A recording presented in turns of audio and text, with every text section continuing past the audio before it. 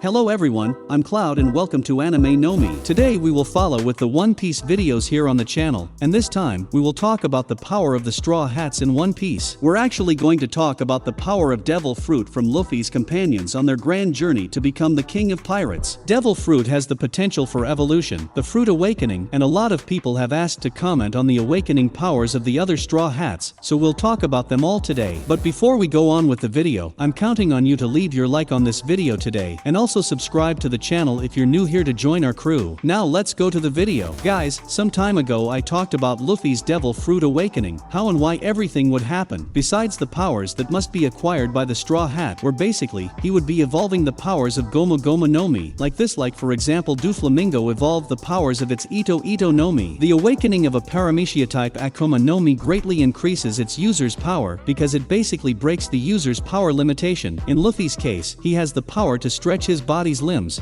that is, a paramecia of body manipulation. Doflamingo in this case has an Akuma no Mi that initially had the power to create and manipulate very thin, almost invisible threads, and after awakening, he gained a new attribute, which would be transformation, where he, in addition to being able to create and manipulate power of the wires, he was also able to transform structures that were around him into wires as well. Basically we see paramecias having body manipulation powers like Luffy's Gomu Gomu no Mi, creation and manipulation like Robin's Hana Hana no Mi, and environment manipulation like the Gura Gura no Mi, which belonged to Edward Newgate and now is with Marshall D. Teach. On the other hand, the Devil Fruit Zoan, when awakened, reached the maximum potential of the fruit model, reaching the highest level of connection with the second species acquired through the fruit. It happens that when awakened the animal of fruit becomes so powerful that it ends completely dominating the user. Basically he becomes completely the animal of his Zoan. So we see that users lose their rationality and therefore end up not being able to return to their original form, or their hybrid form, being transformed all the time into its full form. Moreover, we know that to master the power of a paramecia, it is necessary to completely understand and master the original attribute of your fruit, so that a new attribute awakens, thus the awakening of a paramecia. As I mentioned to you in another video, Luffy has the power to manipulate the body, so with the visible attribute change, he would achieve something like creation or manipulation of environment or goals. But as I mentioned, we already talked about the captain in another video here on the channel. Our main focus today will be analyzing the powers of the other members of Luffy's crew, in this case obviously those who also possess the power of a devil fruit, which in this case are three crew members, Nico Robin, Chopper and Brook. Starting with the power of Nico Robin with his Hana Hana no Mi, which as I mentioned is a paramecia fruit that allows her to flower parts of her body wherever she wants, being then a paramecia that allows the creation class. In this case, Robin's creation is something real, the body parts she creates are really connected to her, and she starts to suffer damage if her copies are attacked, including literally a copy. After all, the archaeologist is able to generate complete clones of herself, already reaching the apparent maximum stage of his Akuma no Mi. Because Robin's Akuma no Mi of creation is something related to her own body, she possibly wouldn't be able to go to the stage of transforming the environment like she was with Doflamingo. In her case, she should go to body manipulation, just like Luffy, or raise the power of your creation. After all, obviously when Robin started using Shadow Clone Jutsu, she was able to clone her clothes too. This might show that she is able to manipulate her body, that is, manipulate the part of her generated body and modify it as you wish, thus changing the main form of use of your fruit. Now we are going to talk a little about a Zoan fruit. After all, we have the power of Chopper, which can have his awakening confused. After all, he ate the Hito Hito no Mi, the human fruit, and thus, he became a reindeer man, or a human reindeer. It turns out that in the awakening of a devil fruit, the animal of the fruit ends up taking complete control by the body and consciousness, and thus, in many cases it loses rationality. But with Chopper, with his awakening, everything would indicate that it would not happen, because if we took into consideration the other users of awakened Zoan, it would be the fruit of the human that would take control, which would not change much who he really is. While we saw that when he used Monster Point in the past he lost control completely, in his case it was temporarily because he got to this mode thanks to the Rumble Ball. But now, even though he's been in control of this mode for a few minutes thanks to his training and research, he still feels he might lose control completely, and this was shown to us in his flashback with Caesar, where he proposed a big increase in transformation time, but at the same time it would bring a great consequence for the Doctor. That's because he would possibly lose his control again, and this time from what Clown said there was the possibility of even being irreversible, so his awakened transformation would be a little different. That's because we know that Chopper in Monster Point can achieve a gigantic transformation that united virtually all the main attributes of his other transformations, increasing his strength, attack, defense,